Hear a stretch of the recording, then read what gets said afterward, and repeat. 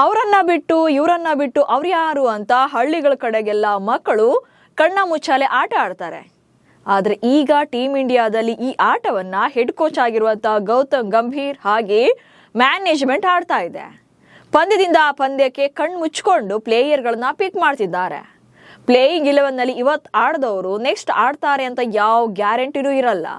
So ಇದೇ ಕಾರಣಕ್ಕೆ ಗಂಭೀರ್ಗೆ confidence killer ಎನ್ನುವಂತ ಹೊಸ ಟ್ಯಾಗ್ಲೈನ್ ಸಿಕ್ಕಿದೆ.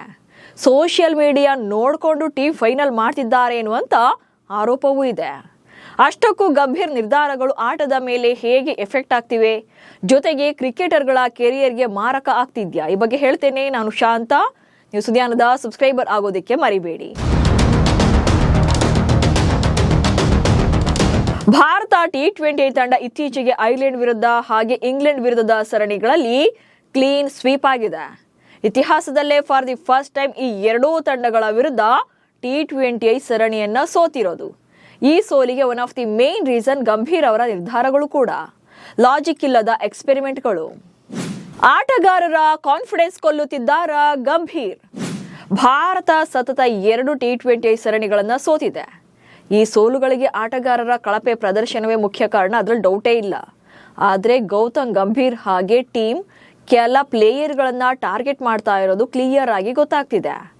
ಐರ್ಲೆಂಡ್ ವಿರುದ್ಧದ 2 ಪಂದ್ಯಗಳಲ್ಲಿ ಸಂಜು ಸ್ಯಾಮ್ಸನ್ ಕಡೆಯಿಂದ ರನ್ಸ್ ಇರಲಿಲ್ಲ. ಫಸ್ಟ್ ಮ್ಯಾಚ್ ಅಲ್ಲಿ 5 ರನ್, ಎರಡನೇ ಮ್ಯಾಚ್ ಅಲ್ಲಿ ಗೋಲ್ಡನ್ ಡಕ್ಔಟ್ ಆಗಿದ್ರು. ಆಮೇಲೆ ಇಂಗ್ಲೆಂಡ್ ವಿರುದ್ಧದ ಮೊದಲ ಮ್ಯಾಚ್ ಅಲ್ಲೂ ಕೂಡ ರನ್ಸ್ ಇರಲಿಲ್ಲ. ಸೊ ಅಲ್ಲಿಗೆ 3 ಪಂದ್ಯಗಳಲ್ಲಿ ಪರ್ಫಾರ್ಮೆನ್ಸ್ ಇಲ್ಲ ಅಂತ ಇಂಗ್ಲೆಂಡ್ ವಿರುದ್ಧದ 2ನೇ ಪಂದ್ಯಕ್ಕೆ ಸಂಜುಗೆ ಬೆಂಚ್ ಕಾಯಿಸಿ ವೈಭವ್ ಸೂರ್ಯವಂಶಿಯನ್ನ ತರ್ತಾರೆ.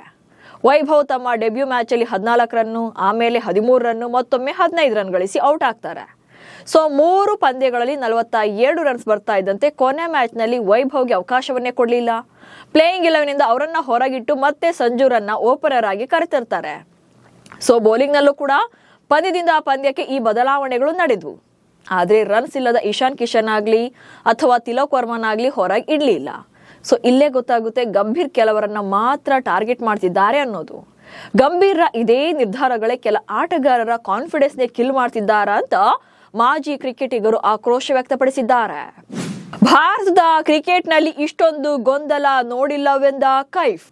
ಪ್ರಸ್ತುತ ಟೀಮ್ ಇಂಡಿಯಾದಲ್ಲಿ ನಡೀತಾ ಇರುವಂತಹ ಮ್ಯೂಸಿಕಲ್ ಚೇರ್ ಬಗ್ಗೆ ಮಾಜಿ ಆಟಗಾರ ಮೊಹಮ್ಮದ್ ಕೈಫ್ ತಮ್ಮ ಸಿಟ್ಟನ್ನ ಹೊರಹಾಕಿದ್ದಾರೆ.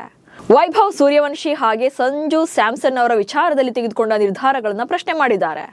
ಸೊ ಇಷ್ಟು ಕನ್ಫ್ಯೂಸಿಂಗ್ ಇರುವಂತ ಟೀಮ್ ಮ್ಯಾನೇಜ್ಮೆಂಟ್ ನ ಈ ಹಿಂದೆ ನೋಡಿಯೇ ಇರಲಿಲ್ಲ ಎಂದಿದ್ದಾರೆ.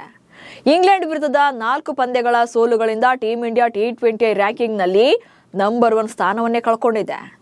1605 ದಿನಗಳ ಬಳಿಕ ನಂಬರ್ 1 ಪಟ್ಟದಿಂದ ಕೆಳಗಿಳಿದಿದೆ. ಸೊ ಇದಕ್ಕೆಲ್ಲ ಕಾರಣ ಗಂಭೀರ್ ಅವರ ನಿರ್ಧಾರಗಳಂತೆ. ಅದರಲ್ಲೂ ವೈಭವ್ ಸೂರ್ಯವಂಶಿ ಹಾಗೆ ಸಂಜು ಸ್ಯಾಮ್ಸನ್ ಅವರನ್ನ ಟ್ರೀಟ್ ಮಾಡ್ತಾ ಇರೋದು ಪ್ರೊಫೆಷನಲ್ ಆಗಿಲ್ಲ, ಒಬ್ರು ಪೀಳಿಗೆಯ ಪ್ರತಿಭೆ. ಅಂದ್ರೆ ಈಗಷ್ಟೇ ಉದಯ ಆಗ್ತಾ ಇರುವಂತ ಸೂರ್ಯವಂಶಿ, ಇನ್ನೊಬ್ರು ಸಂಜು ಸ್ಯಾಮ್ಸನ್ ವಿಶ್ವಕಪ್ ವಿಜೇತರು. ಪದೇ ಪದೇ ಅವರನ್ನ ತಂಡದಿಂದ ಹೊರಗಿಟ್ರೆ ಅವರ ಮನಸ್ಸಿನಲ್ಲಿ ಅವರ ಸ್ಥಾನದ ಬಗ್ಗೆ ಅನುಮಾನಗಳು ಮೂಡುತ್ತವೆ. ಆದ್ರೆ ಅವರ ಆತ್ಮವಿಶ್ವಾಸವನ್ನ ನೀಡಬೇಕಾಗಿದೆ ಅವರಿಗೆ ಅಂತ ಕೈಫ್ ತಮ್ಮ ಎಕ್ಸ್ ಖಾತೆಯಲ್ಲಿ ಬರ್ಕೊಂಡಿದ್ದಾರೆ. ಸೊ ಈ ಮೂಲಕ ಗಂಭೀರ್ ಜೊತೆಗೆ ಮ್ಯಾನೇಜ್ಮೆಂಟ್ ನಿರ್ಧಾರಗಳನ್ನ ಪ್ರಶ್ನೆ ಮಾಡಿದ್ದಾರೆ. ಸೋಷಿಯಲ್ ಮೀಡಿಯಾ ಪ್ರೆಷರ್ ನೋಡಿ ಆಯ್ಕೆ ಮಾಡ್ತಿದ್ದಾರಾ?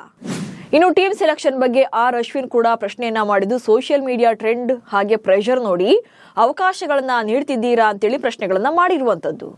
ಅಭಿಮಾನಿಗಳು ಹಾಗೆ ಒಂದಷ್ಟು ಮಾಜಿ ಕ್ರಿಕೆಟರ್ಗಳು ವೈಭವ್ ಸೂರ್ಯವಂಶಿ ಅವರನ್ನ ಪ್ಲೇಯಿಂಗ್ 11ನಲ್ಲಿ ಆಡಿಸಿ ಅಂತ ಡಿಮ್ಯಾಂಡ್ ಮಾಡಿದ್ರು. ಆಯ್ಕೆದಾರರು ಹಾಗೆ ತಂಡದ ಆಡಳಿತ ಮಂಡಳಿ ಸಾರ್ವಜನಿಕರ ಒತ್ತಡಕ್ಕೆ ಮಾಡಿದ್ದು, ಸೊ ಅವ್ರಿಗೆ ಯಾವಾಗ ಅವಕಾಶ ಕೊಡಬೇಕು ಅನ್ಕೊಂಡಿದ್ರಲ್ಲ ಅದಕ್ಕಿಂತ ಮುಂಚೆನೆ ಅವರಿಗೆ ಅವಕಾಶ ನೀಡಿದೆ ಎಂದಿದ್ದಾರೆ. ಹಾಗೆ ಟೀಮ್ ಇಂಡಿಯಾ T20 ತಂಡಕ್ಕೆ ಸೂರ್ಯಕುಮಾರ್ ಯಾದವ್ ಕಂಬ್ಯಾಕ್ ಮಾಡಬೇಕು. ನಾಯಕನಾಗಿ ಸೂರ್ಯಕುಮಾರ್ ಯಾದವ್ ಕಂಬ್ಯಾಕ್ ಮಾಡೋಕೆ ಕಷ್ಟ, ಬಟ್ ಆದ್ರೆ ಬ್ಯಾಟರ್ ಆಗಿ ಸೂರ್ಯಕುಮಾರ್ ಯಾದವ್ ತಂಡಕ್ಕೆ ಬರಬೇಕು, T20 ತಂಡದಲ್ಲಿ ಆಡಬೇಕು ಅಂತ ಹೇಳಿ ಅಶ್ವಿನ್ ಹೇಳಿದ್ದಾರೆ. ಒಟ್ಟಲ್ಲಿ ಟೀಮ್ ಇಂಡಿಯಾ T20 ಸರಣಿಗಳನ್ನ ಸೋತಿದ್ದು ದೊಡ್ಡ ಡ್ಯಾಮೇಜ್ ಮಾಡಿದೆ.